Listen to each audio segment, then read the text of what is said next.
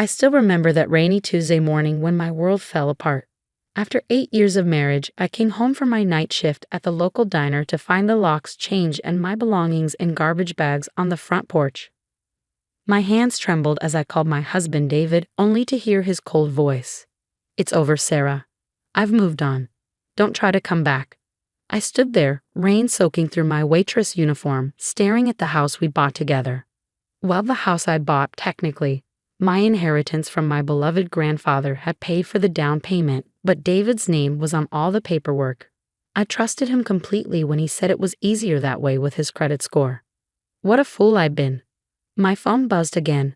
A text notification from our joint bank account. Balance, $0. 8 years of savings gone. My separate account, also emptied. He'd had access to everything because I'd trusted him. Because I believed in our marriage. I didn't know then that this was just the beginning. With nowhere else to go, I loaded what I could into my old Honda Civic, the only thing still in my name, and drove to my mother-in-law Patricia's house. Maybe there had been some mistake. Maybe she could help me understand what was happening. I should have known better. Patricia opened her door wearing her signature pearl necklace and disapproving frown. Behind her, I could see David's sister Amanda smirking. Well, Patricia said, looking down her nose at my wet, bedraggled appearance. "I suppose you're here to beg for money now that David's finally seen sense." "Patricia, please," my voice cracked. "I don't understand what's happening. Everything's gone. The house, our savings." "Oh, honey," she laughed, but there was no warmth in it. "Did you really think someone like David would stay with a waitress forever? He's finally moving up in the world, and he needs someone more suitable." She adjusted her designer watch. "Though I must say, you lasted longer than I expected. Most gold diggers would have shown their true colors years ago." "Gold digger?" I whispered, stunned. "I paid for our house. I supported him through his MBA. "With your grandfather's money," Amanda chimed in. "Which you've been lording over David for years. Well, now he's paid you back. Guess you'll have to find another rich old man to mooch off of." I stood there, rain mixing with my tears, as 8 years of memories rewrote themselves in my mind. All those family dinners where they'd subtly mocked my job. The way they dismissed my contribution to David's success. How they'd never accepted me, the poor girl from the wrong side of town who dared to marry into their precious family. "Where is he?" I asked, my voice stronger now. "Where's David?" "On his honeymoon," Patricia said with a cruel smile. "With Jessica. You remember her? His new executive assistant. They've been seeing each other for months. She comes from a good family, you know. She'll be much better at supporting David's career than you ever were." The world spun around me. Jessica. The woman he'd hired 6 months ago, who he'd insisted on working late with so often, who'd smiled sweetly at me at the company Christmas party while apparently sleeping with my husband. "You knew." I realized, looking between Patricia and Amanda. "You all knew he was cheating." "Of course we knew," Amanda rolled her eyes. "We helped him plan everything. Jessica's father is on the board of David's company. This marriage will do wonders for his career. Unlike you, who's been holding him back with your embarrassing little waitress job." "Now," Patricia said, reaching for her door, "I suggest you leave before I call the police. And don't bother trying to fight this in court. Our family lawyer has everything handled. You signed a prenup, remember? You'll get nothing." The door slammed in my face, leaving me alone in the rain once again. That night, I slept in my car in a Walmart parking lot, too shocked and broken to even cry. The next day, I tried to check into a cheap motel, only to find my credit cards canceled. My phone was next. Apparently, it had been on David's plan. Within 48 hours, I had nothing but my car, the clothes in my garbage bags, and $237 in cash. I managed to find a bed at the local women's shelter. The irony wasn't lost on me. I volunteered here for years, never imagining I'd end up staying here myself. The shelter director, Grace, remembered me from my volunteer days and gave me a private room usually reserved for emergency cases. "You're in shock, Sarah," she said gently, bringing me a cup of tea. "But you're stronger than you know, and when you're ready, we'll help you fight back." I didn't believe her then. How could I fight back? David had taken everything, planned it all perfectly. He had his family's money, their lawyers, their connections. I was just a waitress with a worthless degree in social work. trying to make ends meet while supporting my husband's dreams. But Grace was right about one thing. I was in shock, so much so that I almost missed the most important detail of all. A detail that would change everything.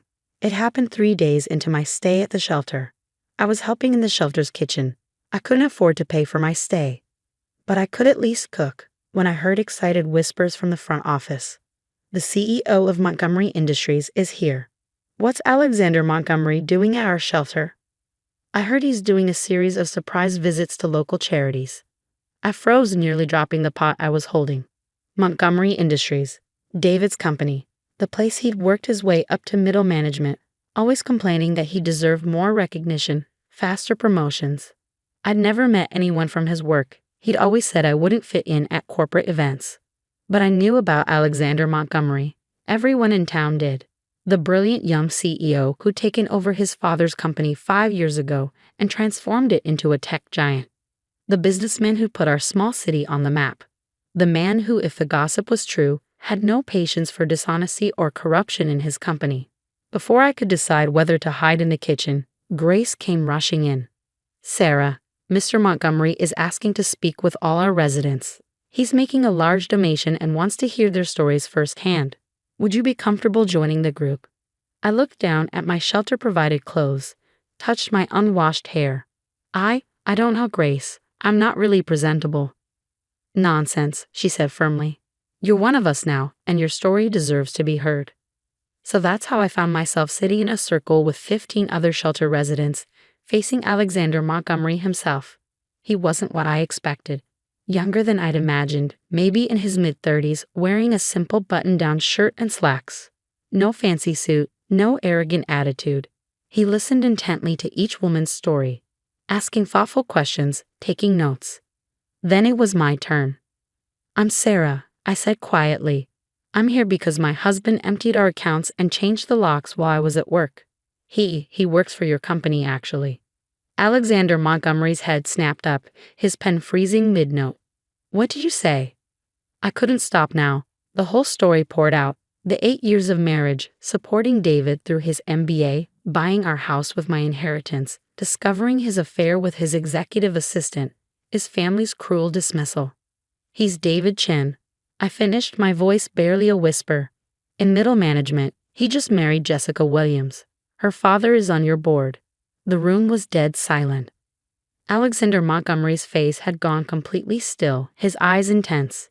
"David Chen," he repeated slowly.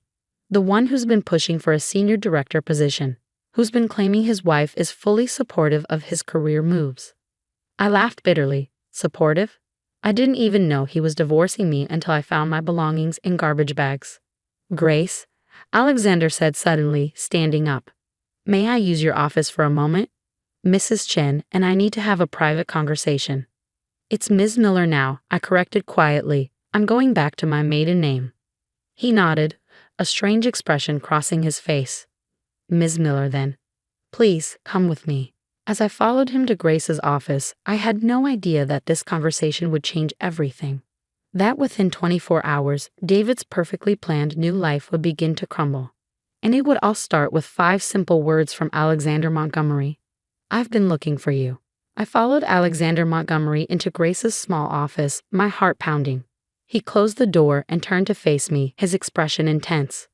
"5 years ago," he said, "did you write a business proposal for a corporate-sponsored chain of community resource centers?"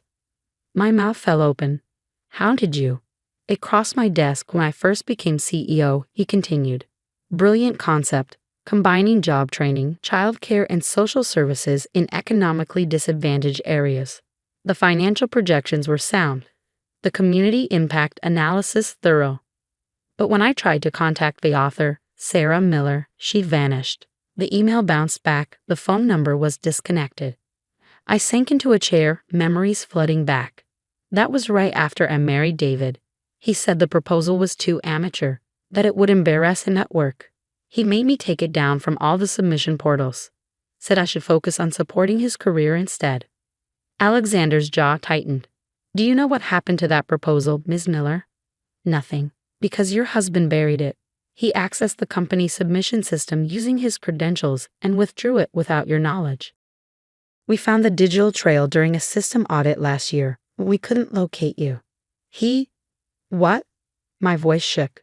But why? Because David Chen has been taking credit for other people's work for years.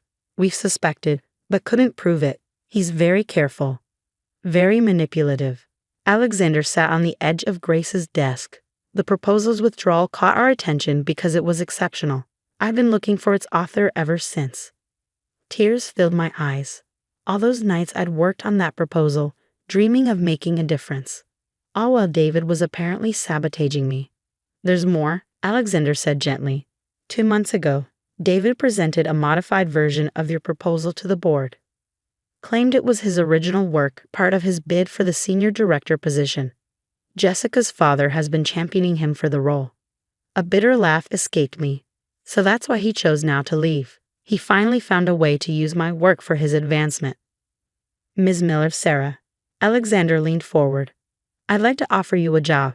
As director of our new Community Impact Division.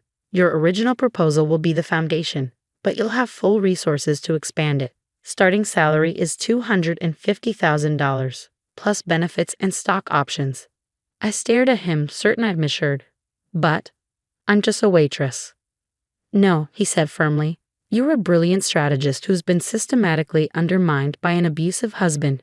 That ends today. He pulled out his phone. With your permission, I'd like to call our legal team. David Chen committed corporate fraud by stealing and misrepresenting your work. That's grounds for immediate termination. My head spun. But his new wife, her father. Board member or not, fraud is fraud. And something tells me Mr. Williams won't be so supportive once he learns the truth about his new son-in-law. Everything moved quickly after that. Alexander's legal team arrived within the hour. They took my statement, gathered evidence. By morning, the truth about David's fraud was exposed. He was fired publicly, his corporate accounts frozen.